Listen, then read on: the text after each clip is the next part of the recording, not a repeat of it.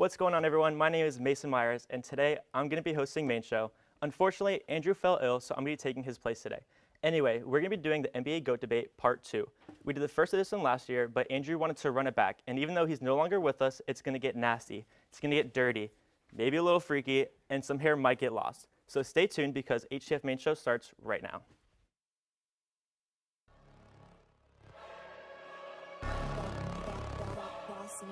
Things gon' change when I really hit the field. Undefeated chance, man, you know what's the deal. Tryna find a kid, I'm in the field doing drills.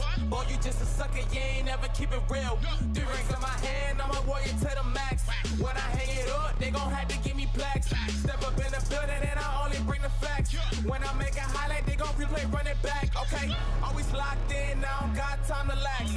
Saying he the best, he could take a lap. Batted 1,000 when you check the stats. Boy, is you ready? You ain't gotta ask.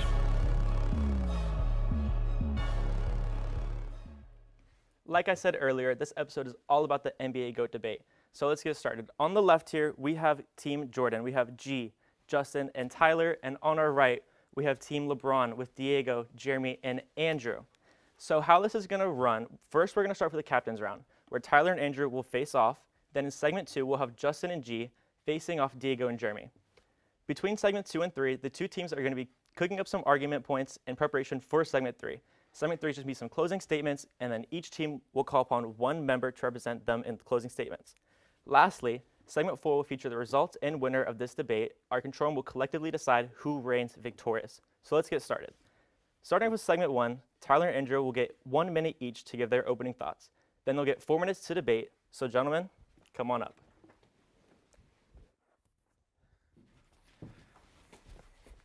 Best of luck, sir. Okay, he's already pissed. We do apologize in advance for audio, but this will be bad for you. If you want to go first, I'll go first. Ladies first. What is there to be said about Michael Jordan and his case? Every possible angle has already been made. We already came to a decision last semester when I was the host of this show, and he won that debate. So what new things can I tell you? Well, nothing much that you haven't heard 1,000 times over, I'm already sure, but just to give you some early things to go into his resume, a 5-time MVP, the all-time leader in points per game average, 3rd all-time in steals per game with over 2.3 in his career, 14-time All-Star, Defensive Player of the Year, Rookie of the Year, 9 All-Defense's first teams, and 13 All-NBA selections, 11 of which are All-NBA first teams. Michael Jordan, as a Chicago Bull, is just definitively the greatest player of all time. You can look anywhere in his career as a Bull, pick out any year, put it up against anyone, and it is by far better in every single way. 10-time scoring champ, 7 scoring titles in a row. The only other player to do that is Wilt Chamberlain. Jordan's resume, in my opinion, speaks for itself, and no one can truly compare. Very well. Now moving on to LeBron James. Tyler said it best. What more could we say about Jordan? Not much. Well, it's because he hasn't been playing for the last, 20-ish years. Let me go into what we've got so far for LeBron James. One of the main arguments when it comes to LeBron is really just how much of a contribution he brings to the table. Playback, I'm going to work with you on this one. If we could get ready that LeBron versus MJ overall graphic. We're just going to take a look at some stats real quick before we get into our debate segment. Moving into LeBron James, we've got 4-time champion, and in 10 years, he made the finals 9 times. Granted, he didn't win them all, but I'm going to ask you this, Tyler. Do you get to the finals by losing? No. You do it by? You do it by winning. There you go. You win. There you go. You win every single finals until you get, or you win every single series up until you get into the finals. Now, when we're breaking down the teams that Jordan played for, you guys said it best on the couch. Jordan played on the greatest team of all time. LeBron played against him. I'll leave that there for now. Let's get into our debate. I'm really glad you brought up the stats, right? Everyone loves to talk about this with LeBron. Absolutely. The longevity, right? Yeah. Oh, he's been playing for so long. Yes, he has the career totals, more All-NBA selections, but all that is just, look at right here. This is just. Why don't we take a look at that bottom one, though? This is just That's almost show a of longevity. 1,000 playoff point differential in terms of plus minus. I have never seen anything like that. 1,000 is the differential. 1,000 by itself is already iconic, legendary. Now we're going to take a look at Michael Jordan wins most of his games, whatever. Sure, we've got the win shares. You got that 12 win postseasons. 12 of them to Jordan 6. I mean, I don't know what else you have to say. The championships, granted, he was alongside Scottie Pippen. He was alongside Phil Jackson. Yes, Phil please. Jackson, wherever he went, he got a dub. Michael Jordan, in his, and granted, The Last Dance was a very beautiful, very well-timed documentary that I personally really loved watching in COVID, but he said it himself. I'm going to use my one curse word. Michael Jordan said that when Scottie Pippen wasn't on the court, it was, quote, a shit show. Jeremy's going to talk about it more next segment, but Michael Jordan, we don't know.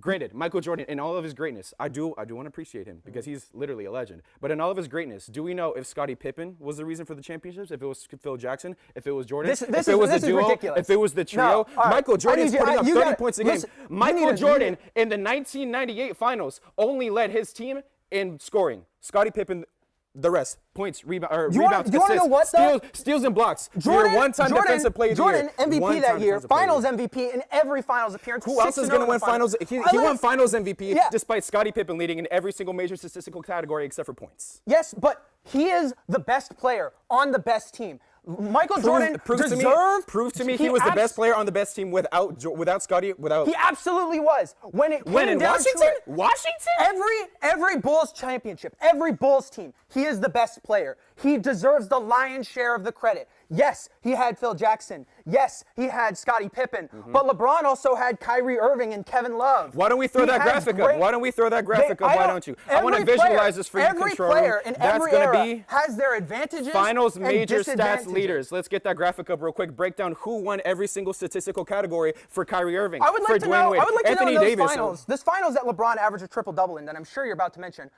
Did he not lose that finals in a clean sweep? Are you talking about 2018? When his second option, control room. Do you know who J.R. Smith is? No? Okay. Do you know who George Hill is? He dropped a 50-point triple-double in game one.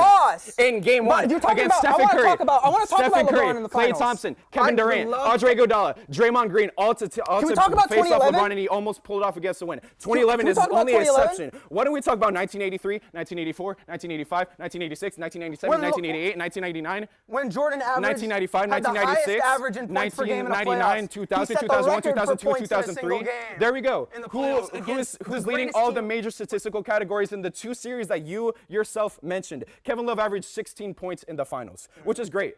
Look at the far right side, Jordan and Pippen. Jordan only averaged the most points per game in that final series, just to visualize it for you guys as best as possible. He is a phenomenal player. Do not get it twisted. But if we're breaking down who the best player on the team was for 1998, I would go Jordan, granted. But it's not to say that Scottie Pippen, the rest of the team, the rest of the system had that much of a factor. LeBron, the success James, of the Bulls doesn't exist without Michael Jordan. 2015 finals. The 2015 finals, the Golden State Warriors. There was no title. The Golden State Warriors beat the Cleveland Cavaliers. Andre Iguodala won Finals MVP as he averaged 16 points off the bench, and he won Finals MVP because he was the LeBron stopper. He was. LeBron was held to 36, 13, and 9. And that's who are you stopping? Who are you stopping? Kyrie and this is Dario in the flesh. Who are you stopping? The idea of this is like, gentlemen, that was your 4 minutes. That was fun. Okay. That was fun. So please go back to your respected sides. I said, guys, it was gonna get dirty. It was gonna get nasty. I might have seen some hair pulling behind the cameras, but that's a different question for later. So we'll be right back after this for segment 2 with G and Justin against Diego and Jeremy. With that in mind, I mentioned it previously, but I'm saying that Jacksonville is going to make the playoffs. One of the most wealthy quarterbacks in the NFL, and that basically means you're in okay, let's win now alongside Trevor Lawrence. But I think it could make it to the playoffs.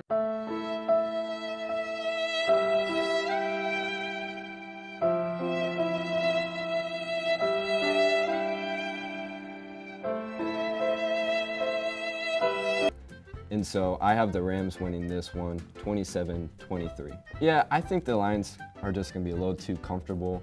Week 1, they're hosting it, a lot of energy.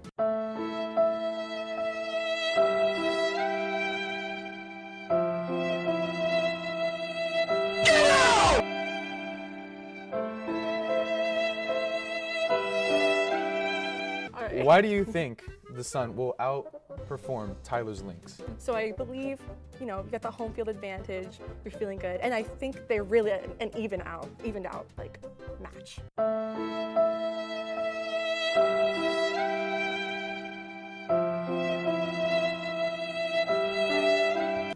So for my MVP and I'm just gonna say it, Defensive Player of the Year pick, I have Asia Wilson. And I think she's gonna come away with the MVP, potentially Defensive Player of the Year too. Okay, I was gonna say, is your selection for MVP or Depoy or MVP and Depoy? Both. Both. I'm saying both.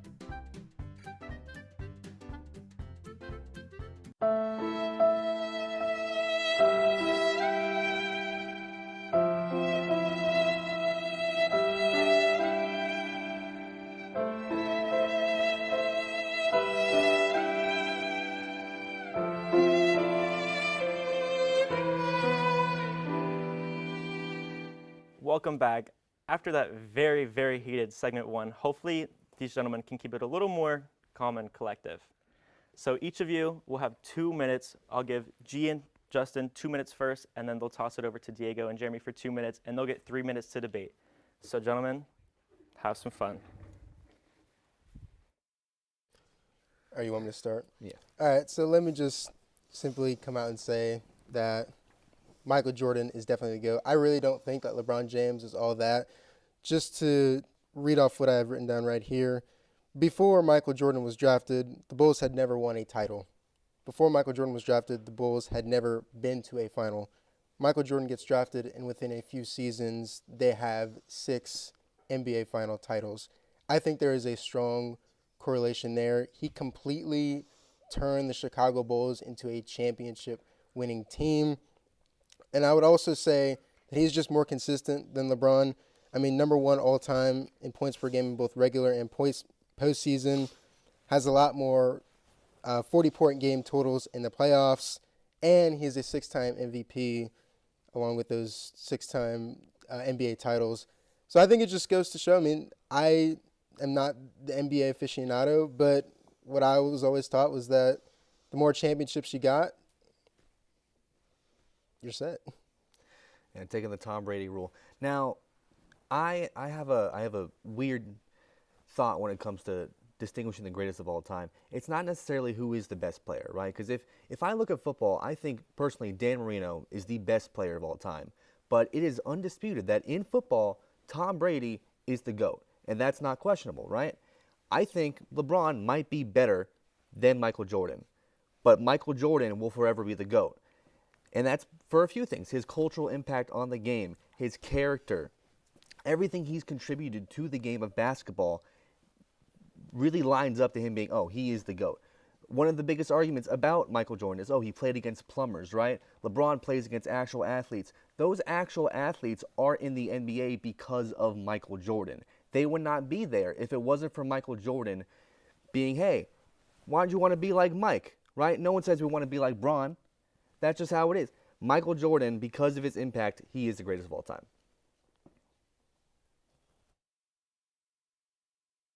I'll let you start out. Okay, so obviously, yeah, sure. Look, Tyler earlier said that the main, argument that, that doesn't really, it's not really valid to him is a longevity. That's probably the main argument and probably the only valid argument. LeBron James is the all-time leading scorer, okay? He's in his 22nd season in the NBA. He's the second oldest player to ever record a triple-double. He's played against 35% of NBA players in history. Like, out of all the players that have ever played in the NBA, he's played against 35% of them. Right now, in year 22, he's averaging 23 points, 7 boards, 9 assists. We're talking about somebody who literally, since he's gotten into the league, has faced the most pressure out of anybody to be the GOAT. Like LeBron James was expected to be the GOAT since he stepped foot into the NBA. And, you want to talk about, he's had, different peaks in his career, too. We're talking about somebody who, in Miami, in 2012, 2013, you could argue he played the best basketball of his career. In 2018, 2019, you could argue LeBron James played the best basketball of his career. That 2016 finals, you could argue that is the best stretch of 7 games that any basketball player has ever played in history. Well, can I interject real quick? All right, I'm about to go in. I only have a little bit of time. But let's start out with the first point. Michael Jordan was drafted in 84. That means 85, 86, 87, 88, and 89. He got cooked, especially by his future teammate Dennis Rodman when he led. Oh, never mind. Let me get past that. Hold on. Now let's keep cooking. They said something about LeBron James, where Michael Jordan has the most points in the finals, LeBron did every other stat. Literally, he was a 5-stat leader. Let's talk about that. Michael Jordan literally needed Scottie Pippen to win these finals. So let's talk about that. Or let's keep going. My bad. Said something about 6 rings, right? Bill Russell has 11 rings. No one ever considers him in the GOAT debate. In an individual battle, LeBron James wins every single time. And then let's also go around. You guys have the cultural impact thing. That's valid. But also let's talk about that. Michael Jordan played from the 80s to the early 2000s. That is so much more time before LeBron James was there. LeBron James in 20 years from now, let's talk about it. He has, I'm running out of time, but yes, LeBron James in 20 years from now will go down as the GOAT for sure, and everyone will know his legacy because they'll have more time to solidify it. What? Oh, start debating. Oh, okay. Okay, I will say the longevity point.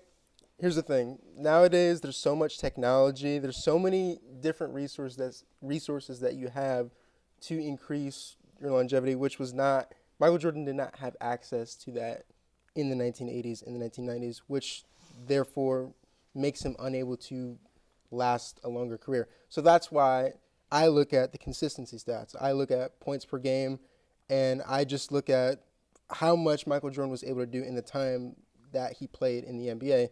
And in my opinion, I think that was much more effective than LeBron James. But how many dudes in the NBA are going in like past year 20 and still performing at a high level? Like LeBron James is still arguably like a top 10, 15 player in the NBA right now. In year 22, no player has ever done that ever, and I don't know if a player will ever do that again. I don't know if Wembanyama is going to hold up by the time he's like 40 and going to be able to do that. I would just like to point out that when LeBron James got drafted, he was averaging around 25 points, and I'm sorry, I don't know the exact amount of assists and rebounds, but he's continued that stretch for 22 years. Michael Jordan, when he started out, was all right, but in 2002, the man was dropping like 2 points a game, and he was younger than LeBron was at the time right now.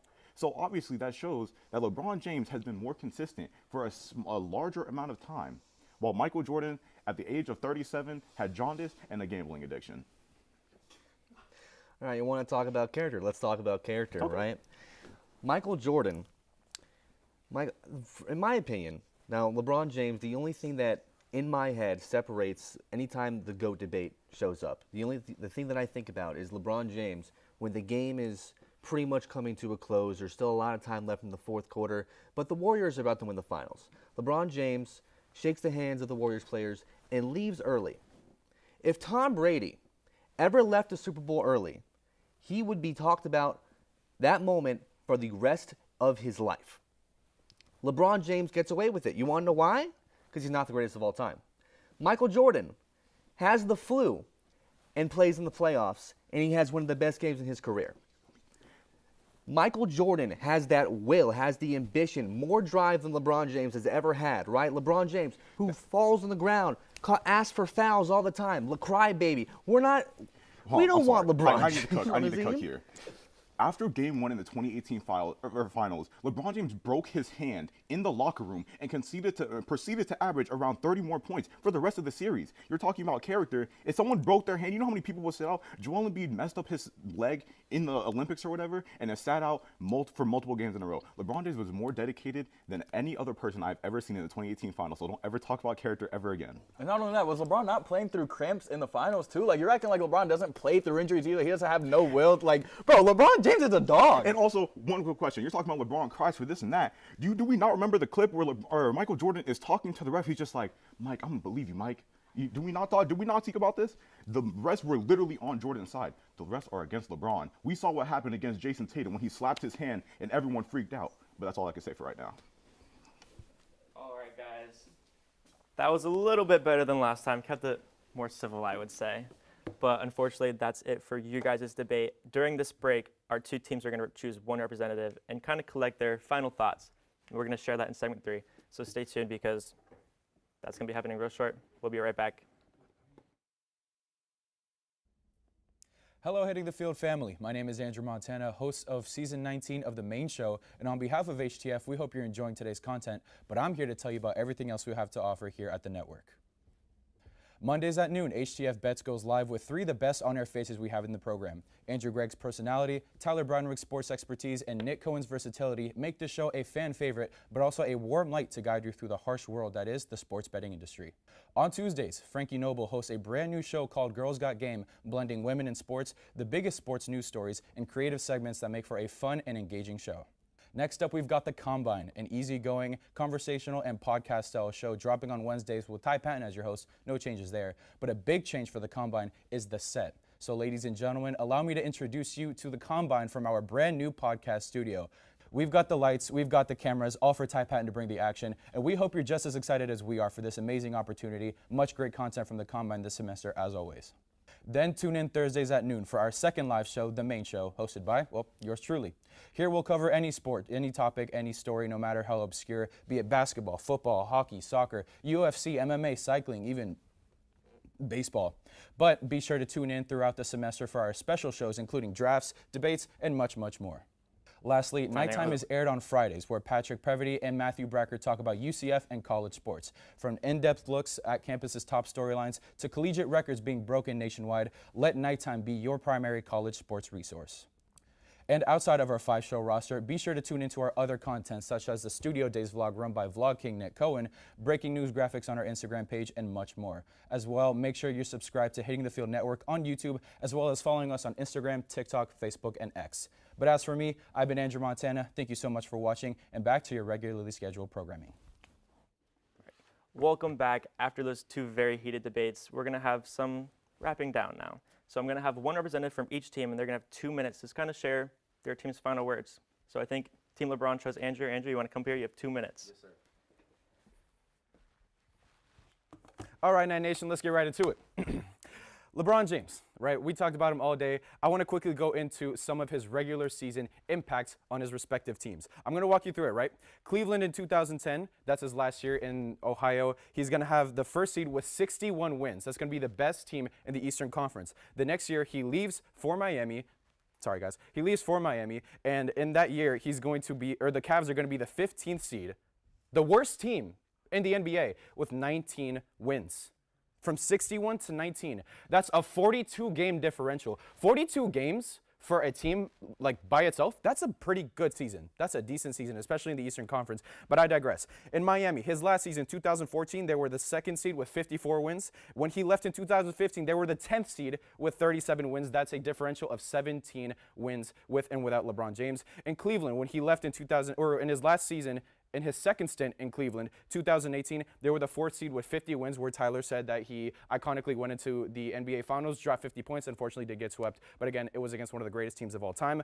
And then once he left Cleveland, the team dropped to 14th in the Eastern Conference with a total of 19 wins once again, minus 31 in terms of game differential. Now, from the time of 2000, if I'm not mistaken, 2015, 16, they were getting first overall pick after first overall pick after first. I'm talking Andrew Wiggins. I'm talking Kyrie Irving. I'm talking, I forget his name. What is it? Anthony Bennett. Thank you. I was saying Andrew Bynum for some reason, but that's his impact in the regular season. Now, in terms of longevity, if we want to talk about the medicinal applications and what Michael Jordan versus LeBron James have access to, that's one thing. I want to talk about LeBron's last 18 months by itself. He passes Kareem as the all-time leading scorer, despite being 4th all-time in assists. That's one thing. He passes the 40,000 career point mark, the only player ever to do so. He's the 2nd player ever outside of Vince Carter to play in his 22nd NBA season. He was named to Team USA, made the All-Olympics first team, won his 3rd gold medal, won Olympic MVP, and last night he dropped a 35-point triple-double with 59% shooting, his 3rd straight triple-double, the 2nd person only to do it outside of himself in 2019. Thank you. Have a good night. Thank you, Andrew. A lot of facts there, a lot of thoughts that the control room can take into consideration. So Tyler, your 2 minutes. Let's hear what you have to say. Andrew mentioned the 2010 Cleveland Cavaliers. I would love to mention that because there's a few things he chose to gloss over about what happened to LeBron between that time. The 2010 Eastern Conference semifinals, LeBron James's Cavs lost to the Celtics in 5 games. And watch Game 5. Watch the end. Look at LeBron. He's checked out. He doesn't want to be there. He's not giving it at all. No aggression. He was a complete no-show. And then the biggest moment in modern sports history at the time, the decision. a 1-hour long special on national television where LeBron would announce his new free agent destination. And in a show of pure ego and selfishness, he stabs the city that drafted him, the city that raised him from all the way back when he was on that cover of Sports Illustrated. He stabs him in the back to join a super team with Chris Bosh and Dwayne Wade, where he promises not 1, not 2, not 3, not 4, not 5, not 6. But hey, let's see if he puts his money where his mouth is, right? First year, they go to the finals, and they're up against a Dallas Mavericks team. No one thought this Mavericks team was going to win. This was clean. This should be clean sweep Miami, no questions asked. They lose in 6. Do you want to know why they lost that series? LeBron James. Unequivocally, it was his fault. In that series, in their 4 losses, LeBron went 4 for 14 and scored only 7 points in the 4th quarter of that series. He choked, just without question. And by the way, I'm actually including the Game 2 win in that. He actually only scored 5 points in the 4th quarter, but that's neither here nor there. And another thing about losing, which is again a thing Jordan doesn't do, Team USA. We saw, yes, he has 3 gold medals, but you want to know what else LeBron did with Team USA? He lost. His team lost. Jordan, a perfect 30-0 with Team USA. There is no one more perfect at basketball than Michael Jordan. All right, Tyler, that was your 2 minutes. We're going to take one more break. Actually, I think Jeremy has a comment. If we go ahead and take camera 3 real quick. Wait, I'm just going to make sure it gets on me real quick. Before we go to break, can we please advance the graphic of Tyler Browner being a LeBron James fan? Please. Whoever's in the control room, please advance that graphic. Exactly. That's all I have to say. I rest my case. Mason. All right, like I was saying, there's a lot to decide in the control room, so they are going to have some time to think about it, and we'll come back for segment 4 with the winner. So we'll be right back. So, Tyler Brown, right? It says in my notes you're an Oklahoma fan. That is correct. So, let me ask you, bud. Is Texas back? All right, I put on a brave face a lot, but this year, I'm really scared that they are, man. Okay, they just beat Alabama. They're gonna be top 4 in the rankings. And last year, they beat us 48-0. Yeah. It was humiliating. We're the Oklahoma Sooners. We were the best ever. We were talk of the town. We had Baker, Kyler, and Jalen 3 years in a row. And now, are we good? I don't know. We haven't won a national title since 2000. We're number 18, I think, and nothing matters, dude. Sometimes we build up these walls thinking they're impenetrable. But sometimes you have to knock these walls down to build up bigger and stronger ones. And you got to be tough through that. It's hard being an Oklahoma fan at this time, but grass is always going to be greener on the other side of the hill, buddy. Is it? I cannot live through a Texas national championship. I can't. I'll never recover. Do you want to talk about Lincoln Riley? What'd you just say to me? All right, welcome back. Gentlemen, thank you for a great debate. A lot of sweat and tears, some hair on the floor, I don't know. But after that last break, the control room came to me with their final results. Can I get a drum roll? The winner is Team LeBron. Hey, please put the camera on me. Hey, baby. Yo, that's dope. Y'all knew what it was. Y'all knew what it was from the start. Let's go. We're 1-1 though. We're 1-1. We're gonna have to settle it out next year. Yes, so the last debate we had, Jordan won. This debate, LeBron won. Guess to tune in for part 3. Andrew, you want to join me up here? Yeah. I'm going to let the real host do the outro because this is not for me. Yeah, you get out of here. You did a good job though, Mason. I'm proud of you. So yeah, thank you guys. Thank you, control room, for the selection, obviously, because you know how it is. But yeah, thank you, gentlemen, on Team LeBron. Thank you, Team Jordan, as well. Hopefully, there's going to be a part 3 of this next year. But as for today, thank you all so much for joining us. And then I would like you guys to tune in next week for the very last episode of Main Show. It's going to be season 19's finale. A lot of heartfelt goodbyes. Speaking of the 2003 draft class elite, the 1984 draft class elite, where LeBron, Jordan were respectively drafted. But why don't we talk about the 2022 fall draft class for hitting the field? That is the most elite draft class, and we're all going to be saying our goodbyes. So when that comes around, I'll see you guys then. But until next week, go Knights and charge on.